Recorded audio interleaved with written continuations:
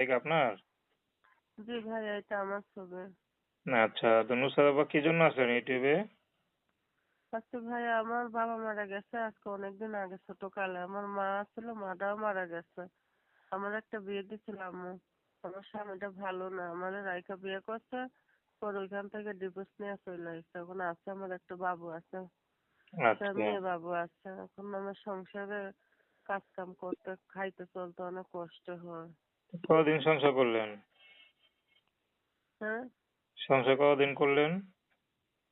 করছিলাম 2 বছর করছিলাম। এখন আমার একটা বাবু আছে, একটা 3 বছরের। ডিভোর্স হয়ে গেছে, আজকে 1.5 বছর হবে। আচ্ছা, কিভাবে চলেন এখন?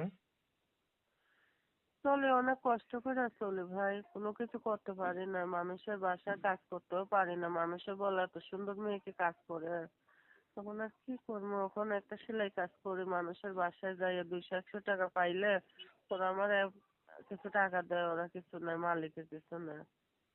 এইভাবে কাজ করে কোনো রকম সংসারই চলে না। এই জন্য ইউটিউবে আসছে, দেখি কেউ পাশে থাকে কিনা, কিংবা দেশে বিদেশে প্রবাসী ভাইরা আছে, কেউ সাহায্য করে। তাইলে কেউ যদি ভালোবাসা পাশে থাকে। আচ্ছা, সে যদি বিবাহিত হয়? যে বিবাহিত হয় সে, যে আপনাকে যে বিয়ে করবো? বিবাহিত, বিবাহিতই তো ভালো। অবিবাহিত ছেলে তো বিয়ে করলে তার ফ্যামিলি কিংবা সেই মাইনা নিব না।